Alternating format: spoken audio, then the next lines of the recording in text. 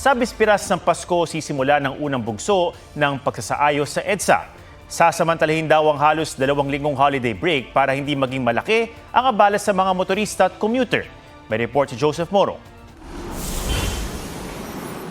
Kumikindat-kindat, kumukurap-kurap pa, ganyan ang karaniwang nasisilayan ng mga naiipit sa batinding traffic sa EDSA. Sa talangan ng MMDA noong 2024, aabot sa mahigit 400,000 sasakyan ng dumaraan sa EDSA kada araw. At habang papalapit ang Pasko, mas sumisigip pa ang trapiko. Sasabay pa ngayong Disyembre ang pagsasaayos sa EDSA. Sisimulan na ang unang bugso ng mas simpleng rehabilitasyon sa bisperas ng Pasko alas 11 ng gabi hanggang alas 4 ng madaling araw ng January 5. During the break, sabay-sabay lahat.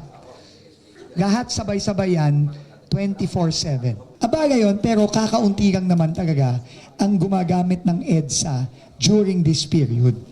Mula orihinal na 17 billion pesos na halaga para sa 2 taong proyekto, bumaba na sa 6 billion pesos ang budget at 8 buwan na lamang ang itatagal. Ang bahaging ito ng EDSA dito sa May Maynila, kanto ng Ross Boulevard, na unang kukumpunihin ng pamahalaan simula yan December 24 alas 11 ng gabi. Ayon sa MMDA, DPWH at DOTR, itong bahaging ito hanggang dito sa May Taft at Orense ang may pinakamaraming kailangang kumpunihin sa bahagi ng EDSA.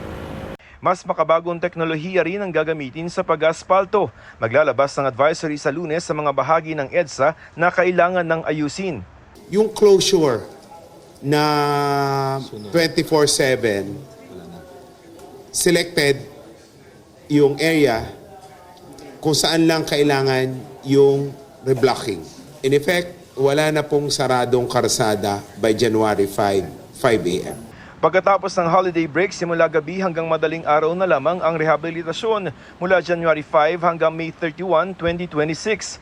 Ang abala lang sa gabi hanggang madaling araw. Dahil rito, hindi na raw kailangang isara ang malaking bahagi ng EDSA. Wala na ring dagdag na odd-even scheme at di na kailangan man libre ng toll sa Skyway. Ang EDSA bus carousel na may dedicated lane di na rin mawawala. I-move namin yung barrier para sa second innermost lane para tuloy-tuloy po ang ating busway. Ang MMDA tuloy-tuloy naman sa pagtatanggal ng mga hambalang sa kalsada. May mga natiketan at nahatak na sasakyan sa Quezon City, kabilang sa mga yan ang mga di maayos o iligal ang pagkakaparada. Pati mga alagang manok na nasa kalsada kinumpiska. Sa Chino Roses Avenue sa Makati City, may mga sasakyan ding iligal ang pagkakapark at mga junk shop at car wash din na sinakop na ang kalsada. Joseph Morong, nagbabalita para sa GMA Integrated News.